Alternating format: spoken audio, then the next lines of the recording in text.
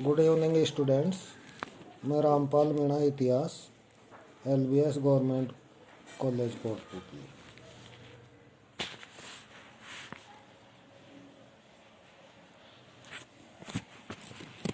आज का मेरा व्याख्यान है प्राचीन भारत के इतिहास की जानकारी के साहित्यिक स्रोत। कक्षा BA part first, paper first. Paper का नाम प्राचीन भारत का इतिहास। प्राचीन भारतीय इतिहास के साहित्यिक स्रोतों को दो भागों में बांटा गया है: धार्मिक साहित्य और धर्मेतर या लौकिक साहित्य। धार्मिक साहित्य का विभाजन ब्राह्मण, जैन और बौद्ध साहित्य के रूप में किया गया है। इसका विवरण इस प्रकार है। नंबर 1, ब्राह्मण साहित्य। ब्राह्मण साहित्य में वेद, ब्राह्मण, आरण्यक, उपनिषद, सूत्र, वेदांग, स्मृतियाँ, जिनको धर्मशास्त्र भी बोलते हैं, महाकाव्य एवं पुराणों का उल्लेख किया जा सकता है। ब्राह्मण साहित्य के प्राचीनतम ग्रंथ वेद हैं, जिनका संकलन महर्षि वेदव्यास ने किया था। इन्हें नित्य व अपौरुषेय माना गया है। वेद का शाब्दिक अर्थ ज्ञान है। श्रवण परंपरा द्वारा वेदों का निर्माण हुआ, अतः इन्हें श्रुति भी कहा जाता है। आर्य ऋषियों का प्राचीनतम ज्ञान वेदों में ही संकलित है। वेद 4 है: ऋग्वेद, यजुर्वेद, सामवेद और अथर्ववेद, और इन चारों में भी ऋग्वेद सबसे प्राचीन है। ऋग्वेद का अर्थ है ऋचाओं का संग्रह वाला वेद। छंदों एवं चरणों से युक्त मंत्रों का संग्रह होने के कारण इसे ऋग्वेद कहा गया है। इसमें 10 मंडल और 1028 सूक्त हैं।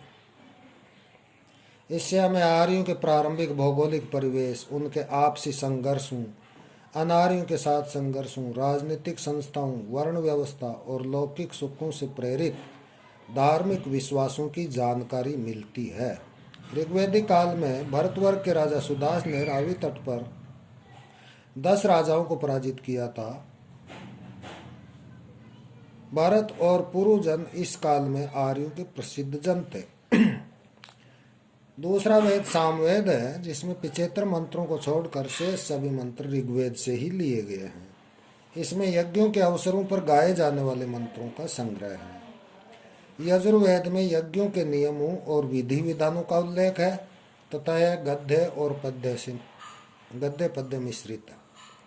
अथर्ववेद की रचना अथर्वा ऋषि ने की थी। इसमें कुल 40 अध्याय है, जिनमें ब्रह्म ज्ञान, धार्मिक विश्वास, लोक धर्म, समाज और संस्कृति, अंधविश्वास, जादू, मारण, मोहन आदि के मंत्र, प्रेतात्माओं तथा दुरात्माओं के उल्लेख तथा जड़ी बूटी, औषधियों आदि का वर्णन है। इसमें आर्य एवं अनार्य विचारधाराओं का समन्वय मिलता है।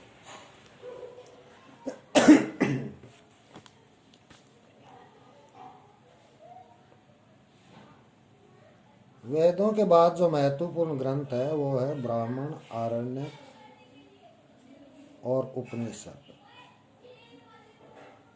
देखिए, वेदों को संहिता भी कहा गया है। संहिता में मूल, सूक्त और ऋचाएँ हैं। ब्राह्मण ग्रंथों में उनकी गद्य में व्याख्या और याज्ञिक अनुष्ठानों का सविस्तार वर्णन है।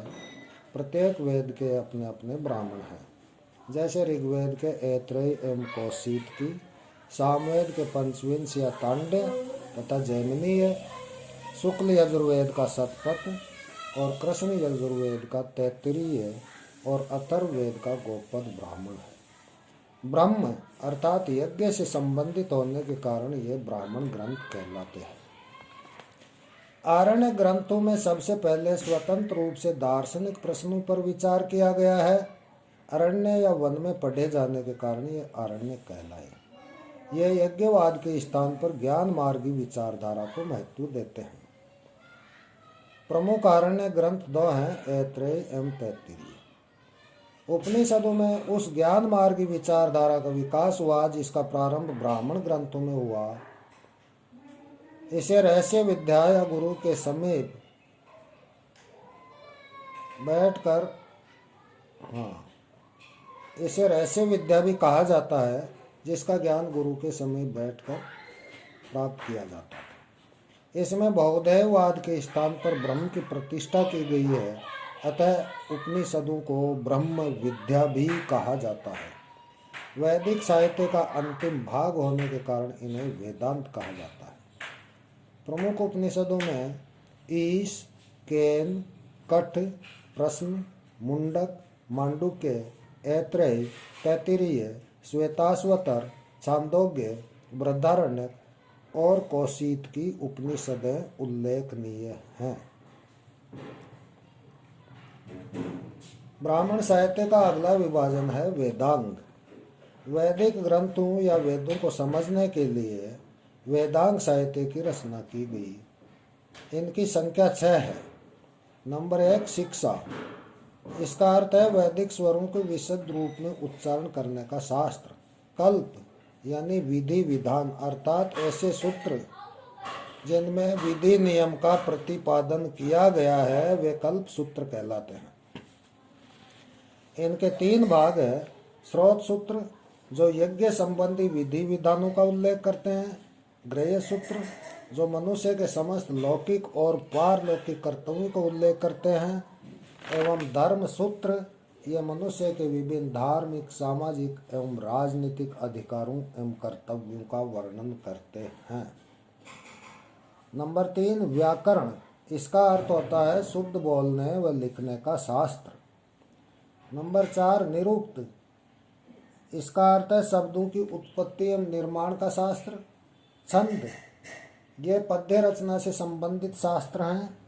और ज्योतिष जिसमें खगोल या नक्षत्र विद्या से संबंधित ज्ञान प्राप्त होता है। ब्राह्मण साहित्य का अगला विभाजन धर्मशास्त्र या स्मृतियों के रूप में मिलता है। इनमें मनुष्य के व्यक्तिगत, पारिवारिक एवं सामाजिक जीवन को धार्मिक आधार पर नियमबद्ध किया गया है। इनमें मानव धर्मशास्त्र या मनु स्मृति सबसे प्राचीन है। शेष स्मृतियाँ जिनमें याज्ञवल्क्य स्मृति, नारद स्मृति, बृहस्पति स्मृति, देवल स्मृति आदि प्रमुख हैं, ये बाद की रचनाएं हैं। मनु स्मृति शुंगकालीन राजनीतिक, सामाजिक व धार्मिक स्थिति का ज्ञान कराती है।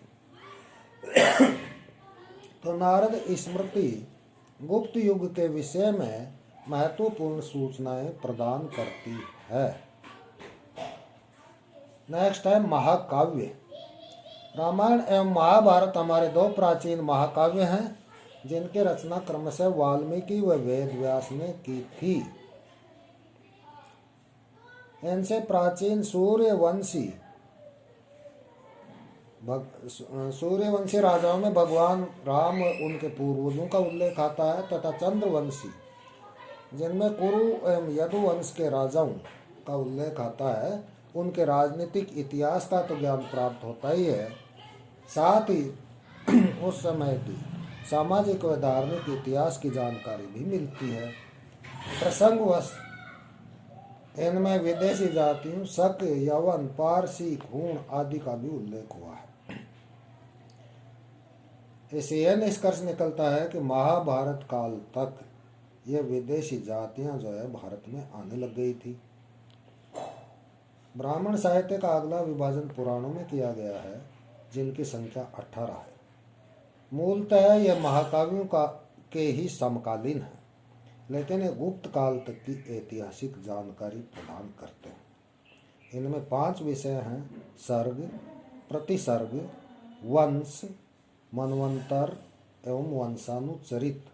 किंतु इतिहास की दृष्टि से वंशानुचरित वाला भाग महत्वपूर्ण है।